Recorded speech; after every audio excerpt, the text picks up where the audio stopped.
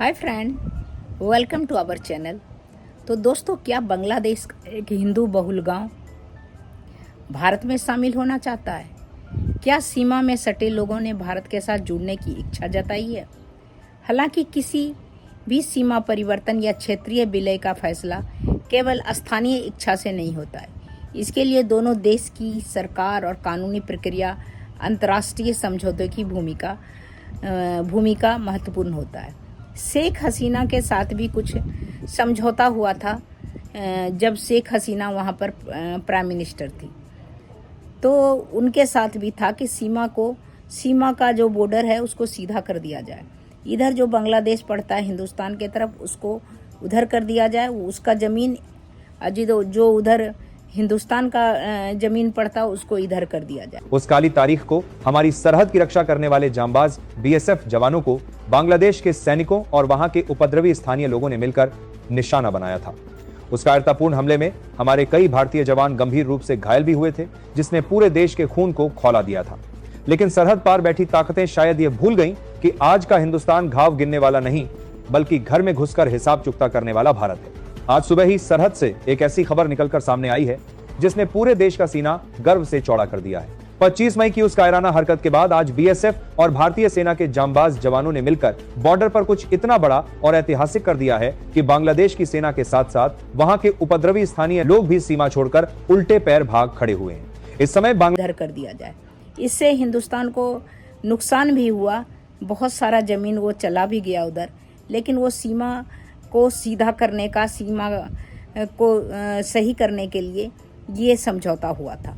उसी के अंतर्गत ये वहाँ के भी क्षेत्र 8 गांव जो है सीमावर्ती इलाके में बॉर्डर पर, वो लोग आना चाहता है इसमें भारत में, क्योंकि वो लोग 80% उसमें मुस्लिम बहुल हिंदू बहुल क्षेत्र है, तो उन लोगों का भी है।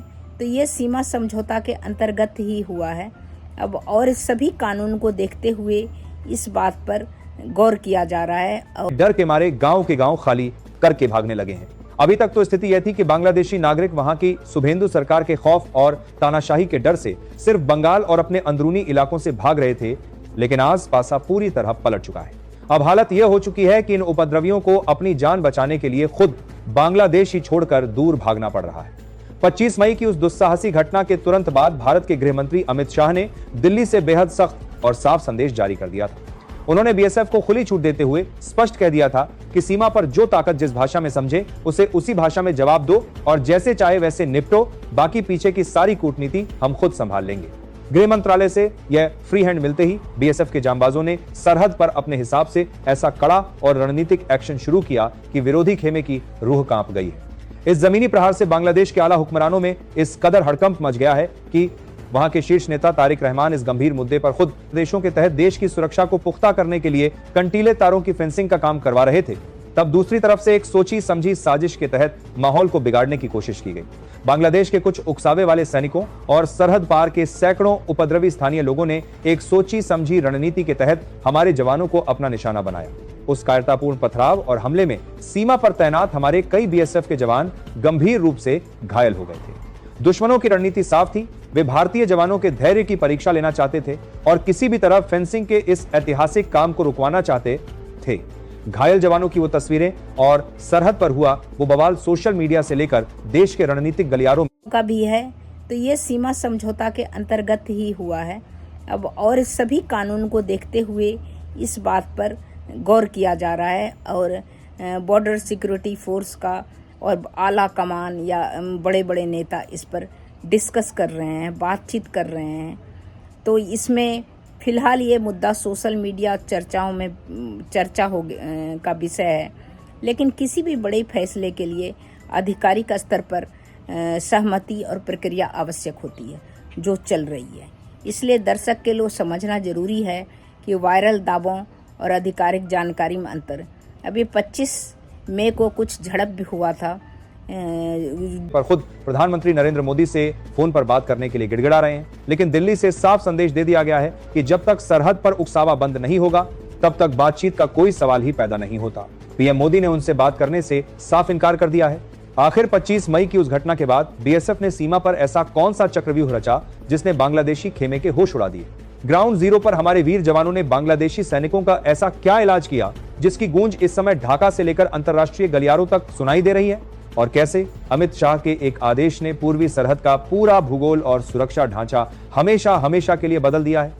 आज की इस बेहद सनसनीखेज और राष्ट्रहित से जुड़ी खोजी रिपोर्ट में हम सरहद पर हुए इस महा प्रतिशोध की एक एक कड़वी सच्चाई आपके सामने रखने जा रहे हैं। अगर आप भी 25 मई की घटना का मुंहतोड़ जवाब देने वाले बीएसएफ और भारतीय सेना के इन वीर सपूतों के इस ऐतिहासिक पराक्रम का दिल से समर्थन करते हैं तो इस वीडियो को अभी एक लाइक जरूर कर दीजिए और कमेंट बॉक्स में अपनी पूरी ताकत के साथ जय हिंद वीर जवान लिखना मत भूलिएगा।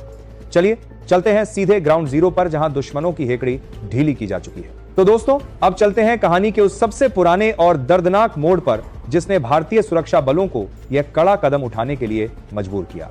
आखिर 25 मई को उस भारत बांग्लादेश सीमा पर ऐसा क्या हुआ था जिसने पूरे देश के भीतर जो भी कारण बने वहां से घुसपैठिया आ रहा था, जिसको यहाँ का हिंदुस्तान के गवर्नमेंट और वहाँ के जो चीफ मिनिस्टर बांग्लादेश के हैं उन्होंने कह दिया है कि आप किसी को आने मत देना, इधर से जाना चाहता है तो जा सकता है। तो वही आने जाने का वहाँ पर क्राइसिस है, सब यहाँ आना चाहता है, लेकिन यहाँ आके यहीं पर बस जाना, यहाँ के डेमोग्राफी को चेंज करना, वो सब जो गलत सेंस है उसको यहाँ का सरकार खंडन करती है। तो इसके बारे में आपका क्या ख्याल है? मैं सोशल मीडिया में भी लगाऊंगी, सोशल मीडिया का भी बातें, तो आप अपना विचार हमारे कमेंट बॉक्स में लिखिएगा या पूछिएगा।